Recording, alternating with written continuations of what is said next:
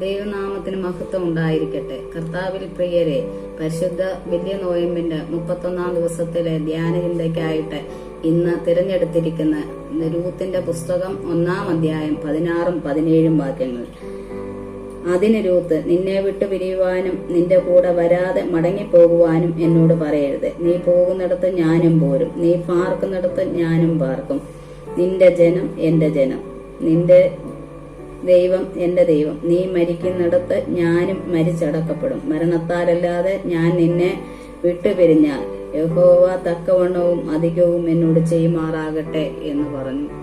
ഇവിടെ രൂത്ത് എടുത്തിട്ടുള്ള തീരുമാനമാണ് നമ്മൾ ഇന്ന് ധ്യാനത്തിനായി എടുത്തിട്ടുള്ളത്. നിന്നെ വിട്ടുപിരിയുവാനും നിന്റെ കൂടെ വരാതെ മടങ്ങിപ്പോകുവാനും എന്നോട് പറയരുത്.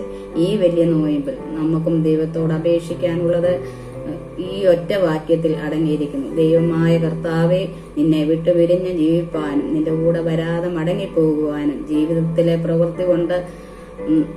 പ്രവൃത്തി നിമിത്തം നമുക്ക് പറയുവാനിടയാകാതിരിപ്പാൻ ഈ വലിയ നോയമ്പിൽ നമുക്കെല്ലാവർക്കും ദൈവത്തോട് അപേക്ഷിക്കാം. അതിനുശേഷം രൂത്ത് പറയുന്നത്, നീ പോകുന്നിടത്ത് ഞാനും പോരും, നീ പാർക്കുന്നിടത്ത് ഞാനും പാർക്കും. നിന്റെ ജനം എന്റെ ജനം, നിന്റെ ദൈവം എന്റെ ദൈവം. മരണത്തിനല്ലാതെ ഞാൻ നിന്നെ വിട്ടുപിരിയുവാൻ ഇടവരരുത്. രൂത്ത് പ്രാർത്ഥിച്ചതുപോലെ പ്രിയ ദൈവജനമേ, നമുക്കും പ്രാർത്ഥിക്കാം.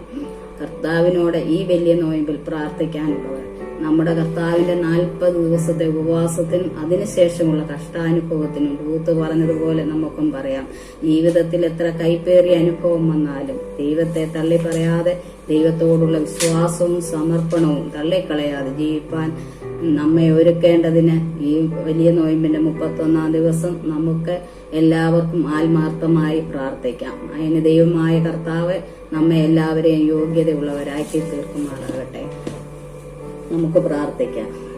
ദൈവമായ കർത്താവെ, രൂത്തിന്റെ വിശ്വാസവും സമർപ്പണവും പോലെ ജീവിതത്തിൽ നിന്നെ തള്ളി പറയാൻ ഞങ്ങളെ ഇടയാക്കരുതേ.